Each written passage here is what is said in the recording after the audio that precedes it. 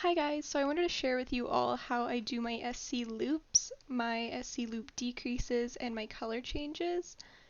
And just to remind everybody, in this pattern I'm working counterclockwise, you'll see, and I'm also working in the round inside out, as opposed to working from the outside of the pattern, if that makes sense, but you'll see in this video. Also, this video isn't going to be showing you how to make the whole thing. So if you have somehow stumbled across this video, you can check the pattern out in the description box below. And once it's available, I'll hopefully be posting it sometime in mid-April of 2022.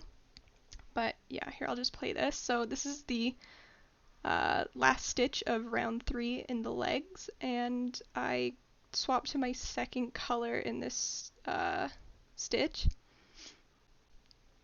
So I'm just doing that here. I basically just have 2 loops and then I finish off with the other color. And this will be how I do my SC loops. So I insert my hook, and then I wrap my finger around, and I keep it wrapped around, and it's just like a single crochet, and then I pull through the 2 loops. And then I put my stitch marker back on, of course. And then I continued this throughout the round. So I'm just showing you.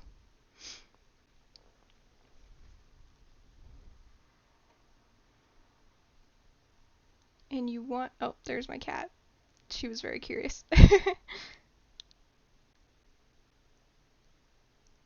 And you want to make sure you have 9 loops.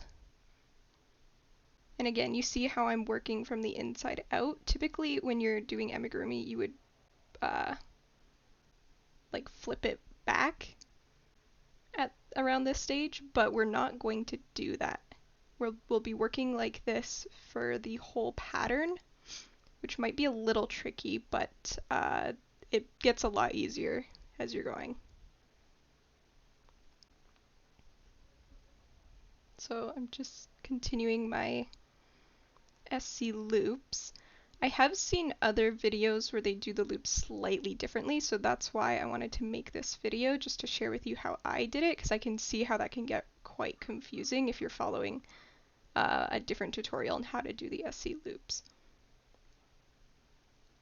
And so here, so I think I have about 8 loops here, but I just wanted to count them before doing the final one.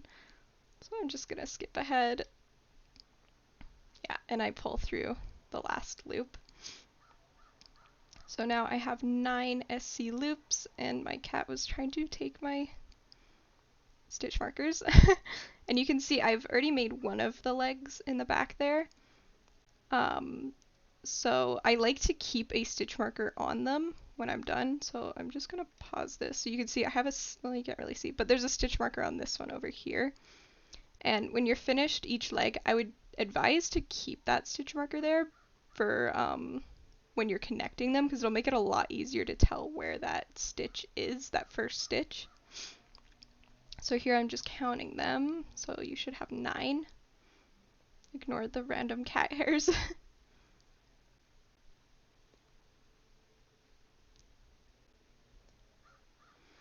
And I also wanted to just kind of show you, so you do 2 rounds of the SC loops here, so I just want to show again how to do them when you have a round of SC loops already on there. And she's trying to steal my stitch markers, and I really didn't want her to eat those because that would be really sad. Anyway,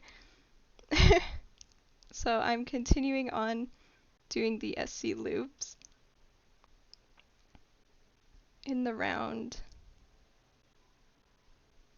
from the inside out. So yeah, again, you should have 9 per row.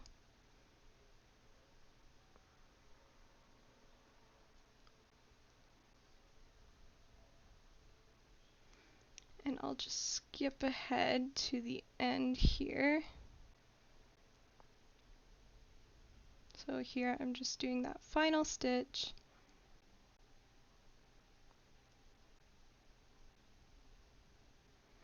And then I wanted to show how I guess finish off each leg.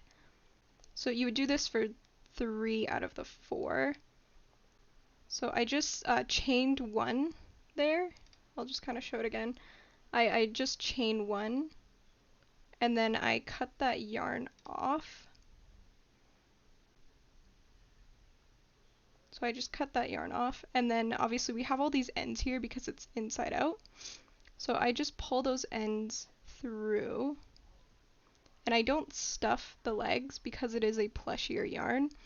If you use a different yarn that's not as plushy, you may want to stuff the legs. Honestly, I guess it really is personal preference, but yeah, so I'm just pulling those loose ends through and into, or stuffing them into the leg. So there are quite a few of the loose ends, but yeah, I just stuff them in.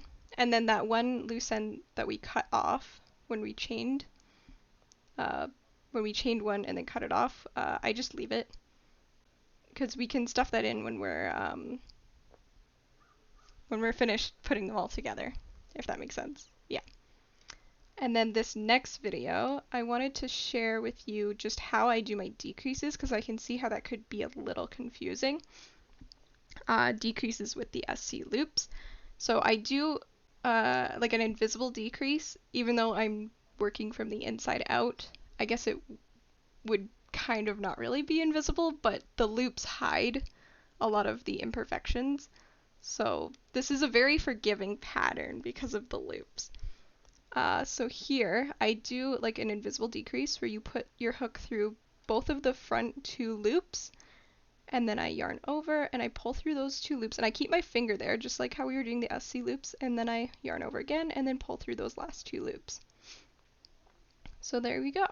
There you have a SC loop decrease, and here I was just doing regular SC loops and then a decrease.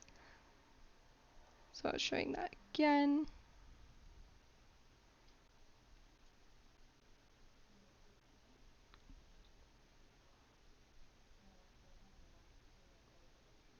And here the decrease. If it looks like I'm struggling, it's because when I recorded this, my phone was right in front of my face and it was kind of hard to see. But I assure you it's not as difficult as it may look like it is.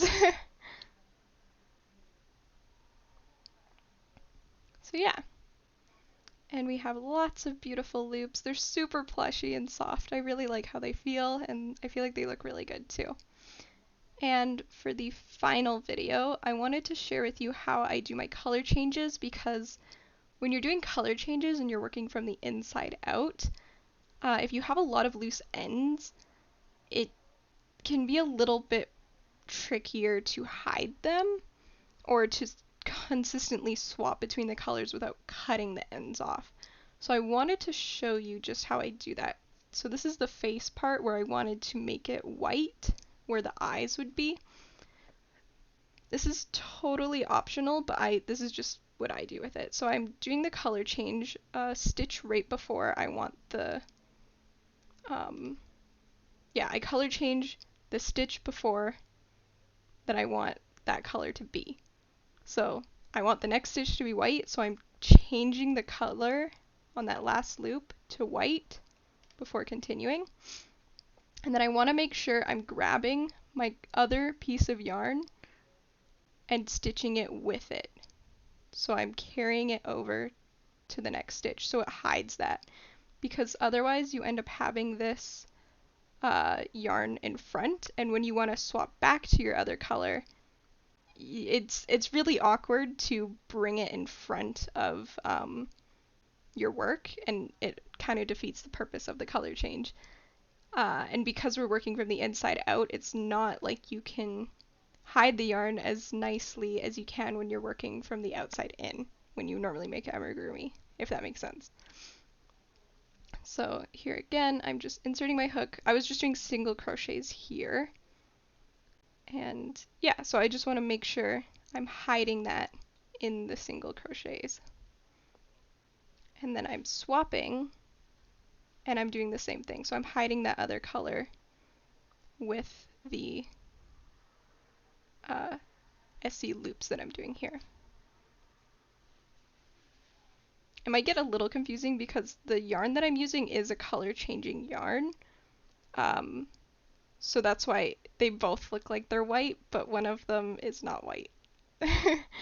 uh, but, oh, I had to see my stitch. Okay. And here I'm doing another SC loop.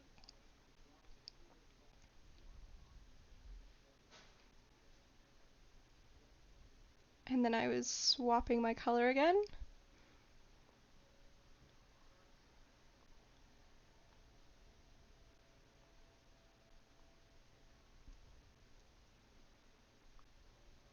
And I was just making sure. So you have the two front loops right there. Those are right above the nose, or the muzzle, I guess. So here I'm doing my single crochets and making sure I'm carrying the colored yarn over so that it's hidden in those single crochets. And then here I continue and do my SC loops.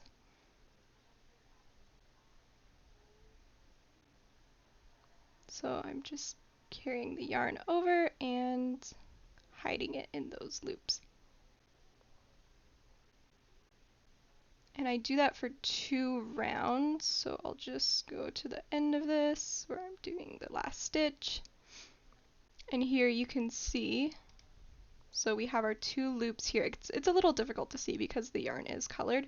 We have 2 loops here, like 1, 2, and then my 2 single crochets of white on both sides, and then on the bottom here was where we also did single crochets previously. That's in the pattern, not in the video, but yeah, and then you can place your eyes kind of around here. I wouldn't secure them just yet because it would make doing this next round nearly impossible or just really difficult to insert your hook. But you can just kind of like place them in there to see kind of what it would look like, and place your muzzle here just to kind of get an idea of what it'll look like. But yeah, there's pictures of those in the pattern as well. And you can see we only have one loose end here. That white piece right here is a loose end. It's not a loop. It might look like it right now, but it's not. But you can end up pulling that in when you're done the head if you want.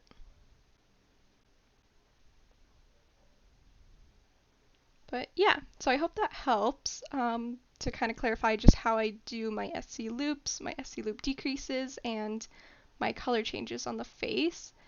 And yeah, I hope that was really helpful. Yeah, thanks for watching.